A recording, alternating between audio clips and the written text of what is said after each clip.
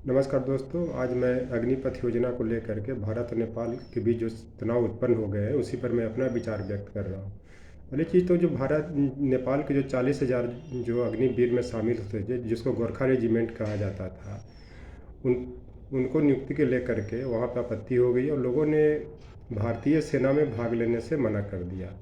जबकि 1947 ईस्वी में भारत, नेपाल और ब्रिटेन के बीच समझौता हुआ था कि जब भी कोई इस तरह की योजनाएं लाई जाएगी या कोई समझौता हुआ तो भारत सरकार नेपाल सरकार से इस पर विचार विमर्श करके लाएगी, लेकिन ऐसा नहीं हुआ।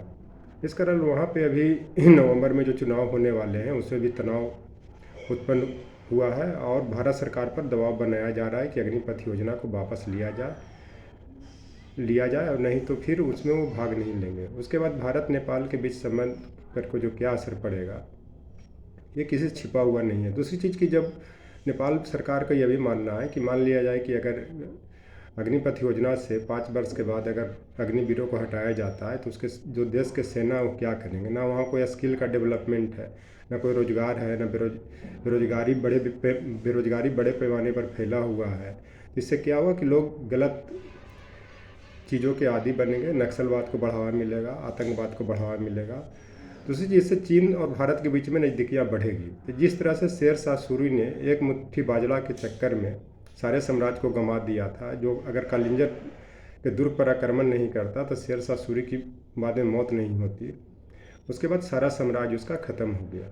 ऐसे चीन की नज़दीकियाँ बढ़ेगी और चीन ने कहीं ना कहीं भारत में अपना घुसपैठ बना लिया, खास करके शी जिनपिंग के शासनकाल में। जो तीसरे वो कम्युनिस्ट पार्टी के अध्यक्ष बनने जा रहे हैं, वो एशिया का लीडर बनना चाह रहे हैं। हो सकता है बन भी जाए, जो भारत के लिए खतरे का संकेत है। अब नेपाल में बड़े पैमाने पर विरोध प्रदर्शन हो रहा है और वहाँ पे भी ये है कि जो भारत और नेपाल के बीच जो सीमा लगा हुआ है वहाँ पे भी इसका विरोध प्रदर्शन हो रहा है और देश की स्थिति बहुत खराब है और जो भारत के लिए खतरा का संकेत उत्पन्न भी कर रहा है। और पहले जो है कि नेपाल सरकार ने, इसके पूर्व जो सरकार थी, कि जो लिपू लेक, लिम्पुया धारा और काला पानी को अपने नक्शा में मिला करके दिखाया, जो चीन के सर पे दिखाया, उससे चीन भारत सरकार और खासकर मोदी सरकार अवगत नहीं हो रही है। उसी पर मैंने एक शेर कहा था कि एक मुट्ठी बाजरा के चक्कर में शेर शाह सूरी ने पूरे साम्राज्य को गंवा दिया। एक अग्निपथ योजना के चक्कर में ये भारत सरकार जो लिपू लेक और काला पानी और लिम्पे धारा जो है उसको गंवा सकती है, चूँकि चीन सरकार उसमें हस्तक्षेप करते जा रही है, आगे ही बढ़ रही है, इसमें कोई दो मत नहीं है। और इसमें जो अगला जो इसमें नुकसान होने वाला है, भारत और नेपाल के बीच में जो संबंध खराब होंगे, जो खास करके बिहार और यूपी के सीमावर्ती क्षेत्र है वहाँ पे पहले भी नाकेबंदी लगाया गया था, तरह तरह के समस्याएं उत्पन्न की गई थी, ये किसी से छिपा हुआ नहीं है। और किस तरह से इस देश में और नेपाल और भारत सरकार के बीच तनाव उत्पन्न होंगे और क्या क्या इसके सामाजिक समस्याएं, आर्थिक, राजनीतिक, सांस्कृतिक समस्याएं उत्पन्न होंगे। क्योंकि भारत और नेपाल के बीच बेटी रोटी का संबंध है, किसी से छिपा हुआ नहीं है। लेकिन इससे घबराने की ज़रूरत नहीं है, भारतीय सेना को घबराने की ज़रूरत नहीं है। और हम भारतीय सेना से आह्वान करते हैं कि हम जवान हैं हिंदुस्तान के, न रुकेंगे न झुकेंगे, जो भी होगा आर पार होगा, चतुर चीन को झुकाएंगे हम भारत के लाल। कहने का मतलब कि अगर चीन कितने भी चतुराई करना चाहे और भारत, खासकर मोदी सरकार जो तानाशाही के साथ इस तरह से कर रहे हैं और देश की सेना भी देख रही है। आपको पता होना चाहिए कि मनमोहन सिंह के टाइम में जब जो जनरल बीपी सिंह जो थे उन्होंने भी एक्सेप्ट किया था कि हम लोग भारत सरकार की गलत नीतियों के कारण विद्रोह करेंगे, और वो मेरठ तक पहुंच भी चुके थे, लेकिन किसी कारण से उसे दबा दिया गया। उसी तरह से जिस तरह से चीन अपना क्रमकता दिखाते जा रहा है, जैसे उधर डोकलाम में, पूर्वी लद्दाख में, उसी तरह से अगर अग्निपथ योजना कोई सरकार लाती है और नेपाल की जो अग्निवीरों को, जो 40,000 गोरखा रेजिमेंट जो बहुत साहसी माने जाते हैं, उनको हटाया जाता है, उसका क्या असर पड़ेगा वो भारतीय सेना भी समझ रही है। क्योंकि गोरखा रेजिमेंट में एक ताकत है, एक जुझारूपन है, उसी के लिए उसको भरा जाता था। और ख़ास करके उनको, भारत और नेपाल को एक जो रिश्ता था उसको मजबूत करती थी।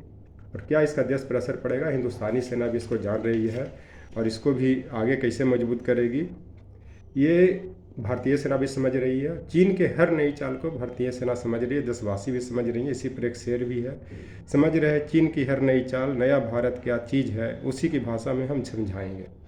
अगर चीन को समझाना है तो भारतीय सेना ही समझा सकती है, भारत माँ के लाल ही समझा सकती हैं। वही उसका मुकाबला चल रहा है। क्या क्या नई चाल चीन चल रही है, किसी छिपा हुआ नहीं है। चाहे आप उधर पूर्वी लद्दाख से डोकलाम से लेकर के कहीं भी देख लीजिए, किसी से छिपा हुआ नहीं है। और ये जो किसी भी सफ़र के लिए, या ज़िंदगी का सफ़र हो या यात्रा का सफ़र हो, लंबा यात्रा का सफ़र हो, कोई चीज़ का भी सफ़र हो, एक बढ़िया हम सफ़र हो चाहिए, एक बढ़िया दोस्त चाहिए। और नेपाल भारत का एक बढ़िया दोस्त है, क्योंकि वो भी हिंदू राष्ट्र है, भारत भी हिंदू राष्ट्र है। और भारत और नेपाल के बीच का जो संबंध है, खास करके उत्तर प्रदेश और इधर जो नेपाल बिहार का जो नॉर्थ बिहार का जो इलाका है, वो बहुत गहरा संबंध है। शादी विवाह का रिश्ता भी संबंध बनाता है, और हर तरह के खान पान वेशभूषा का भी संबंध बनाता है। इस चलते इस पर भी एक शेर कहा गया, दुनिया को सबसे कीमती तोहफा एक अच्छा हमसफ़र होता है, जो कीमत से नहीं किस्मत से मिलता है। वो किस्मत में नेपाल भारत को मिला हुआ है। अब भारत को नेपाल को बचाने की ज़रूरत है। अग्निपथ योजना को मुझे लग रहा है कि भारत सरकार वापस लेगी नवंबर में, चूँकि वहाँ पे चुनाव होना है। और अग्निपथ योजना को वापस लेना भी चाहिए, खास करके ये भारत में भी और नेपाल के नागरिकों पर ये एक तरह से बेरोजगारी का खतरा मंडरा रहा है, और उन पर तरह तरह की परेशानियाँ आएंगी। और ख़ास करके नेपाल जैसे पहाड़ी इलाकों में। और चाइना जब घुसपैठ करेगा तो वहाँ के नवयुवक भी विरोध नहीं करेंगे, क्योंकि अभी वहाँ के नवयुवक ने ही विरोध किया था, तब चाइना का बहुत सी नीतियाँ फेल्यूर हुआ।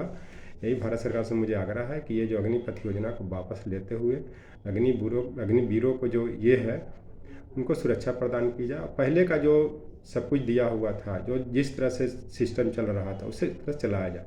क्योंकि 50-60 साल के जीवन में आप आदर्श को ही फॉलो कर सकते हैं, परिवर्तन नहीं ला सकते। परिवर्तन लाएंगे तो नुकसान ही होगा, आपका भी नुकसान होगा, देश का भी नुकसान होगा। आप तो 10-20 साल बाद इस दुनिया को छोड़ देंगे, मोदी जी और शाह जी, बाकी भुगतना पड़ेगा हम लोग नवयुवक जैसे पीढ़ियों को।